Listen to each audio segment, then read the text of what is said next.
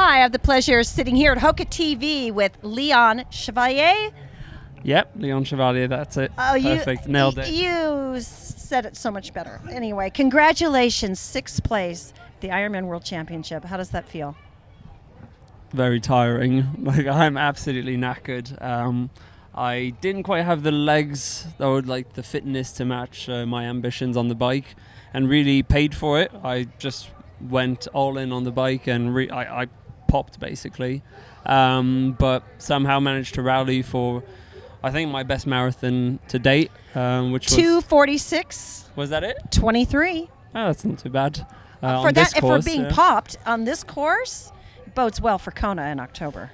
Yeah, and the good thing about Kona is that I'll have a way better preparation going into the race. The last few months have been really tough trying to balance my uni degree and training.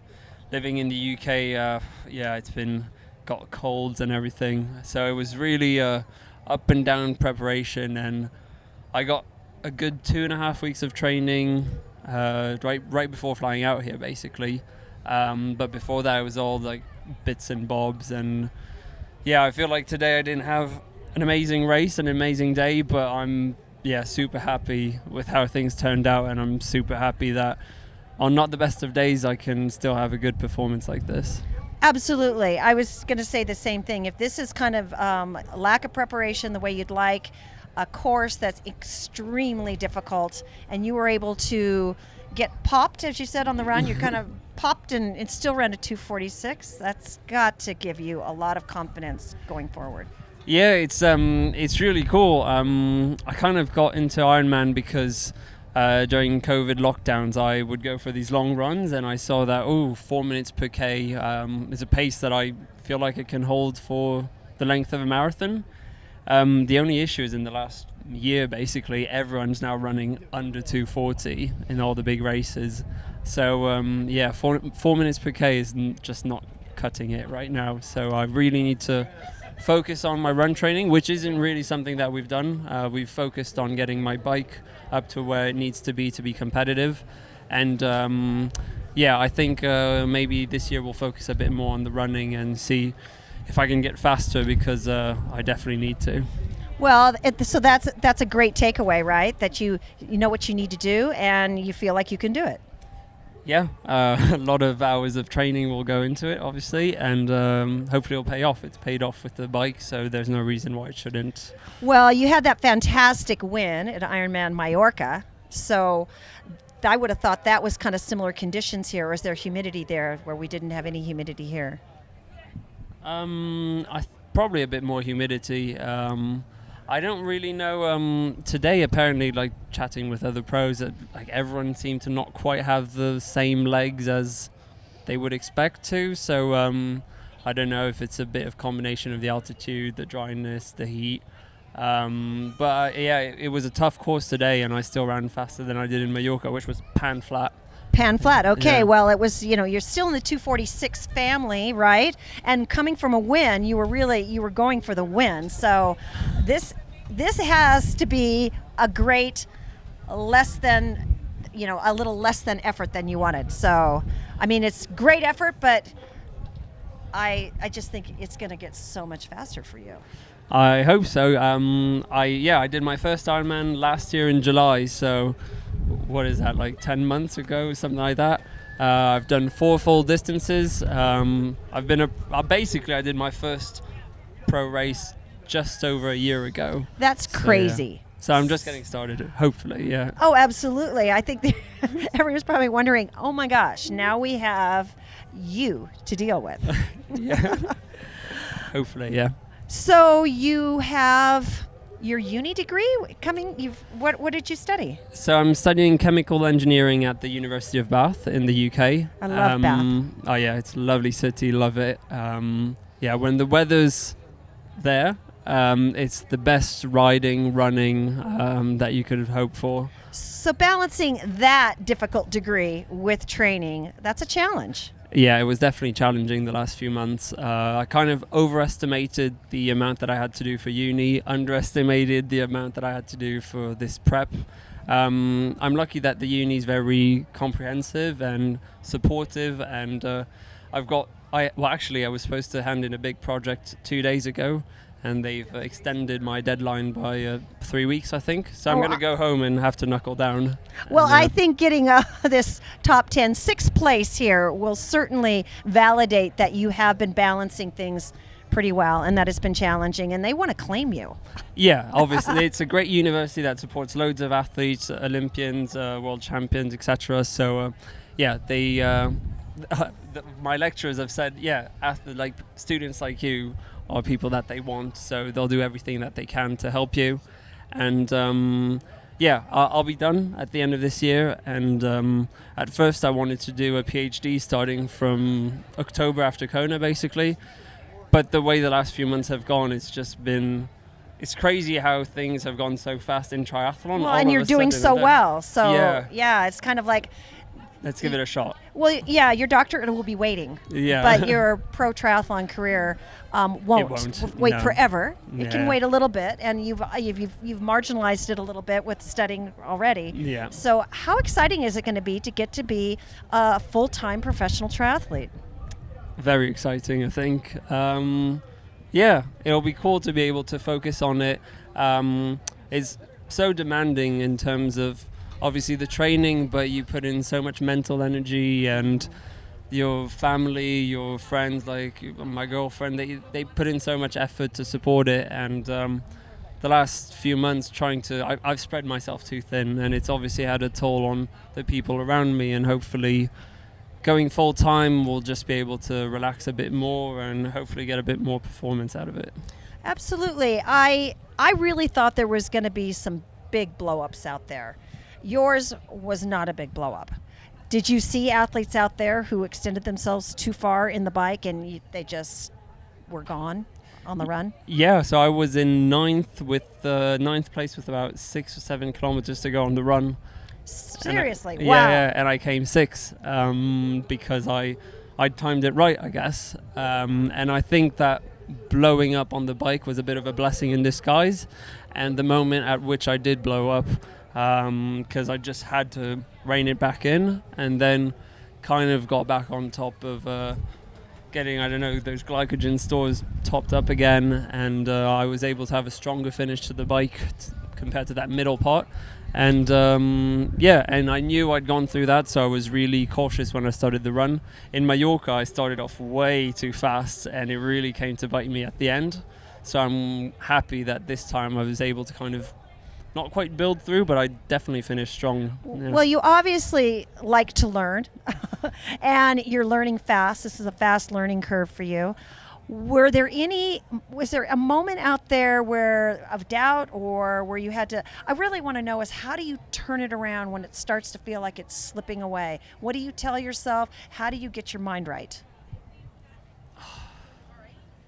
I don't know, you just have to... I didn't really have a choice today, to be honest. When I blew up on the bike, there was nothing else I could do. I would have liked to stay with I was in this group with Cam Worth, Christian Blumenfeld, and Christian Hogenaug.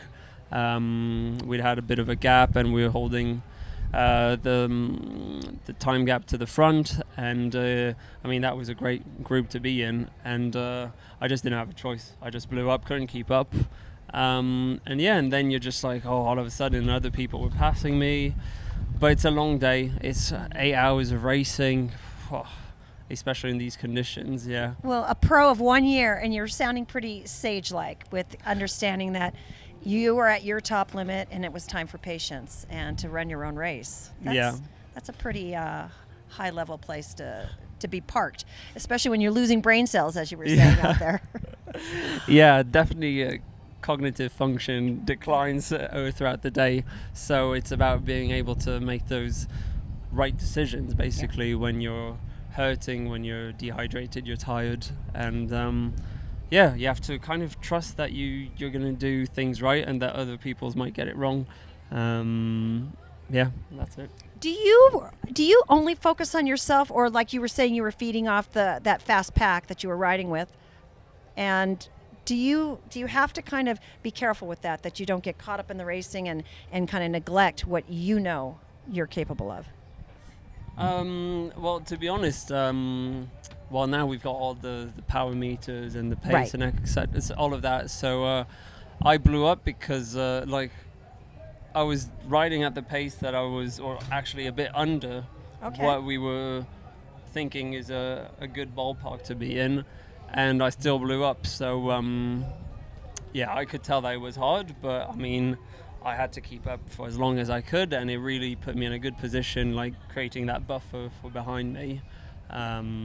Yeah, but you focus on what you can do. You focus on your nutrition, and just try not to make any mistakes. Don't crash.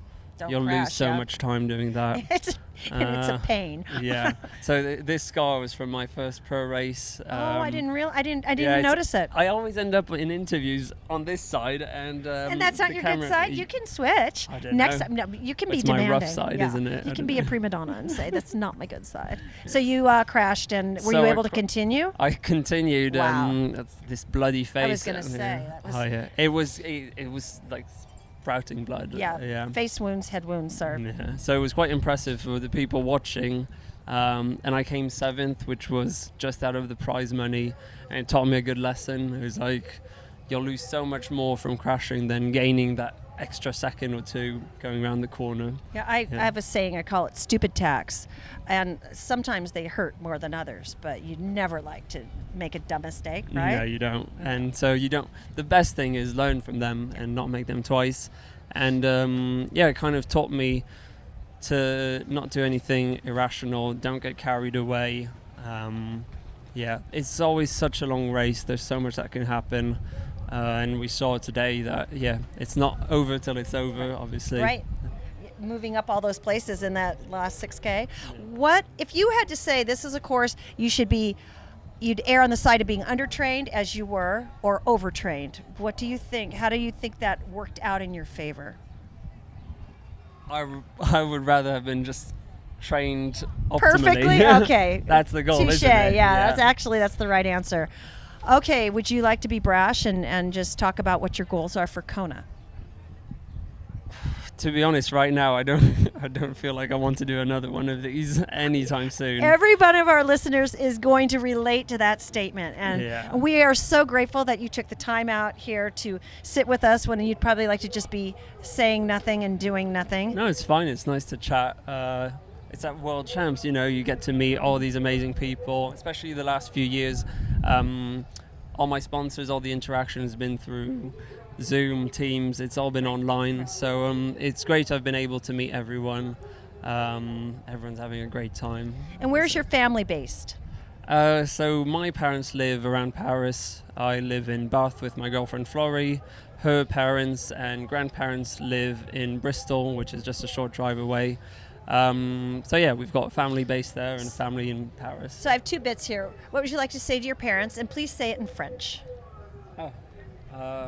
Merci pour le soutien, merci d'avoir cru en moi, de m'avoir laissé poursuivre mes rêves, même si ça fait longtemps que je les poursuis, et j'espère qu'aujourd'hui, ou même les dernières années, que ça en valait la peine. Voilà. And some words for your friends in the UK and yeah, thanks for bearing with me. It's great to have your support, mental, emotional, training wise. I hope I can give back a bit on these days when throughout the winter, something like that, sometimes you have to be a bit selfish, and hopefully you all understand, and it's great to have you guys around, and thanks for the support. Well, and as your HOKA family, we want to offer you nothing but support, and big congratulations today on your 6th place finish at the IRONMAN World Championship in St. George. Thank you very much. It's great to have your support. You're my first sponsor, so awesome. Yeah, it's a great story, and like you guys kind of took a punt on me when I had no results, nothing to show for myself, and I think I've showed that it was a good we're either call. Brilliant or you are over delivering, right? So thank you for both. Yeah. Thank you very much. All right. Recover well. Bye-bye.